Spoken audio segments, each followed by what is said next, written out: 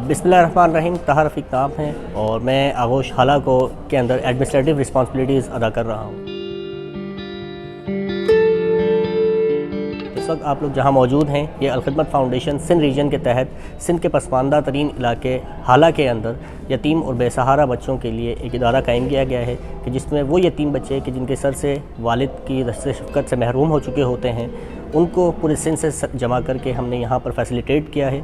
उनकी रिहाइश, उनके खाना, उनकी मेडिकल सहूलियात, उनके कपड़े और उनकी तालीम का बंदोबस्त हम यहाँ पर कर रहे हैं। इस वक्त खिदमत आगोश हाला के अंदर 55 बच्चे ज़ेर तालीम हैं और मज़ीद 200 बच्चों की टोटल यहाँ पर हमारे पास गुंजाइश है। 150 बच्चे मज़ीद यहाँ पर हम उनको फैसिलिटेट कर सकते हैं।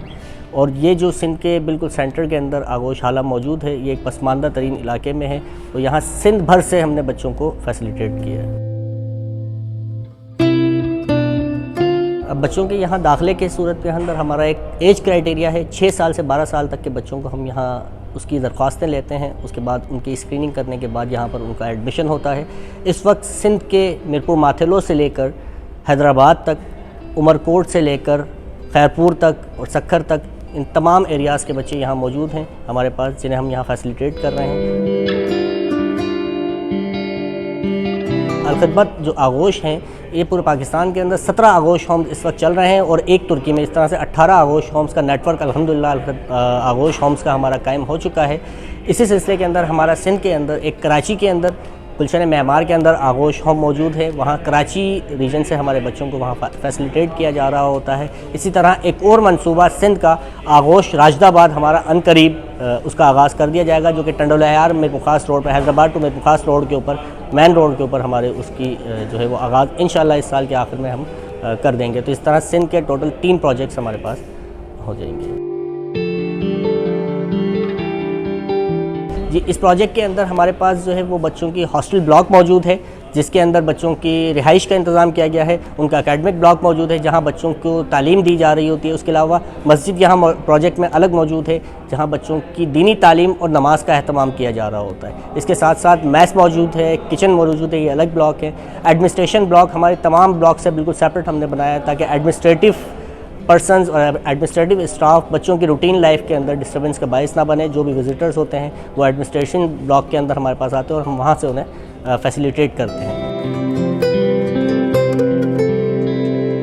बच्चों की नमाज़ फ़जर से उठने के बाद बच्चों की रूटीन स्टार्ट हो जाती है। नाश्ता करने के बाद स्कूल जाते हैं, 1:30 बजे तक स्कूल में होते हैं। 1:30 बजे के बाद नमाज ज़ोहर और ज़ोहर के खाने के बाद कुरान क्लास के बाद जो है बच्चा आराम करता है, 1 घंटे आराम का टाइम होता है। फिर नमाज असर के बाद बच्चों की पॉकेट मनी टाइम होता है, वो उसमें बच्चे पॉकेट मनी से अपनी कैंटीन से जो है चीज़ें परचेज़ कर सकते हैं। उसके बाद बच्चों का प्ले टाइम होता है जिसमें इंडोर गेमिंग्स भी मौजूद हैं, आउटडोर गेमिंग्स का भी हमारे पास प्लेग्राउंड मौजूद हैं, वहाँ पर बच्चे खेल रहे होते हैं। नमाज मगरिब के बाद बच्चों की ट्यूशन क्लास है। नमाज मगरिब की अदायगी के बाद उसके बाद नमाज इशा के बाद बच्चे अपना टीवी देखते हैं, एंटरटेनमेंट टाइम है। हाफ आवर एंटरटेनमेंट टाइम के बाद बच्चे दूध का गिलास लेते हैं और सो जाते हैं।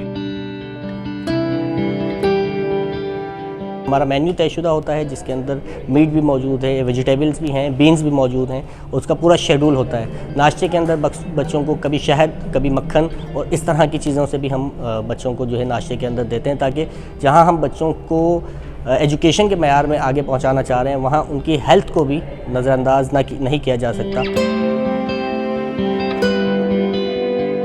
वीकली बेसिस पे हम यहाँ डॉक्टर्स के विज़िट करवाते हैं, जो आते हैं बच्चों का स्क्रीनिंग करते हैं। अल्लाह ना करे किसी बच्चे को कोई अगर प्रॉब्लम हो, मेडिकल प्रॉब्लम, तो यहाँ करीबी हॉस्पिटल्स में हमारे कोऑर्डिनेशन है। हमारी गाड़ी यहाँ 24/7 मौजूद होती है जो बच्चे को फौरी तौर पर हॉस्पिटल लेके जाती है। जबकि बेसिक मेडिकल ट्रीटमेंट के लिए यहाँ हमारे पास मेडिकल रूम मौजूद है कि जिसके अंदर बच्चों को मेडिकल की फैसिलिटीज़ दी जा रही होती हैं। अगर किसी बच्चे को स्पेशल केयरिंग की ज़रूरत होती है तो बेड्स यहाँ मौजूद हैं, हम उसे यहाँ रखते हैं। जो हमारा स्टाफ होता है वो यहाँ पे उसकी मॉनिटर करता है। नहीं, ये सिर्फ ग्राउंड फ्लोर पे है क्योंकि मेडिकल की प्रॉब्लम ऐसी होती है कि किसी को सीढ़ियों चढ़ने में और उसमें मसला हो तो फिर उसे ग्राउंड फ्लोर पे हमने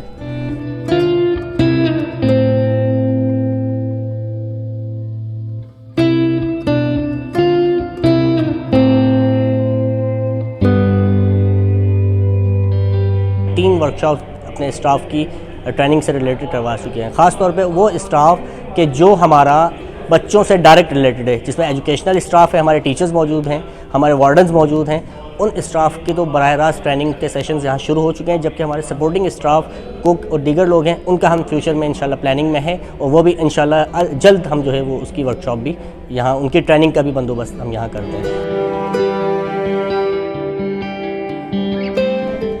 आगोश होम को बनाने का बेसिकली मकसद जो है वो ये है कि पाकिस्तान के अंदर इस वक्त 42 लाख से ज़ायद यतीम बच्चों की तादाद मौजूद है।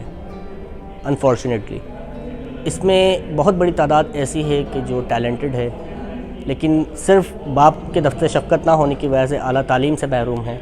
तो हम उन बच्चों को अपने पैरों पे खड़ा करने के लिए एक ऐसा इदारा कायम किया है कि जो मुआशरे में जाके एक पॉजिटिव रोल अपना अदा कर सकें। सिर्फ ये उनकी वजूहात ना हो कि वालिद ना होने की बिना पे वो मुआशरे में कुछ ना कर सकें। ये जो इदारा है अल-खिदमत एक फैसिलिटेटर का रोल अदा कर रहा है, कम्युनिटी और इन बच्चों के दरमियान एक ब्रिज का किरदार अदा कर रहा है। बहुत सारे इदारे काम कर रहे हैं, लेकिन अल-खिदमत के आगोश होम्स मौजूद हैं, पूरे पाकिस्तान में बड़ी तेज़ी से फैल रहे हैं। हम कम्युनिटी से सिर्फ ये रिक्वेस्ट करते हैं कि आप एक दफ़ा आएँ, विज़िट करें, मुतमईन हों, फिर फर्दर जो अल-खिदमत के प्रोजेक्ट्स हैं या इन बच्चों की सपोर्ट के लिए आप जो भी चीज़ें हमें दरकार हैं उसके ऊपर फिर हम सेकंड मरहले में बात कर रहे हैं। हम उन्हें पहले ये कहते हैं कि कम्युनिटी से भी मैं ये दरख्वास्त करूँगा जो नाज़रीन हैं कि वो पहले यहाँ आएँ, इस प्रोजेक्ट को देखें, इससे मुतमईन हों, उसके बाद फिर हम नेक्स्ट स्टेप पे जाएंगे। वो जिस किस्म का ताउन हमारे साथ करना चाहेंगे तो हम अपने उसमें उनको इंशाल्लाह शामिल करेंगे।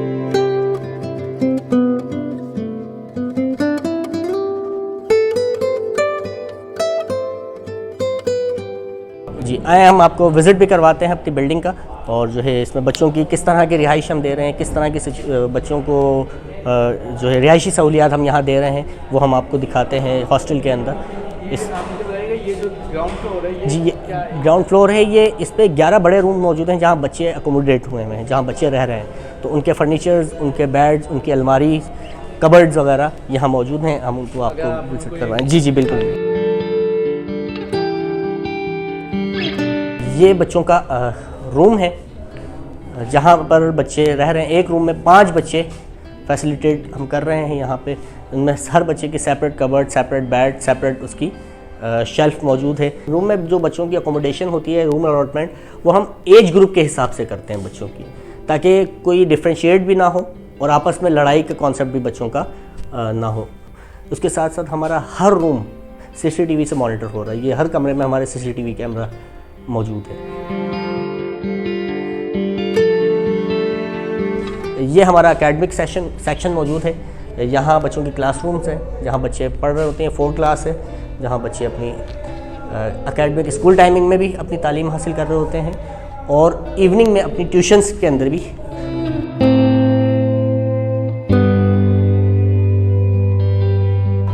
हमारी पूरी एकेडमिक कमेटी होती है जो बच्चों की बाकायदा वीकली बेसिस के ऊपर टेस्ट की स्क्रीनिंग करते हैं, और मंथली बेसिस पे 15 डेज़ बेसिस पे हम इसमें ये करते हैं कि हमारी एडमिनिस्ट्रेशन और एकेडमिक कमेटी टीचर्स स्टाफ को बाहर करके टेस्ट लेती है ताकि बच्चे की प्रोग्रेस कितनी आगे आ रही है।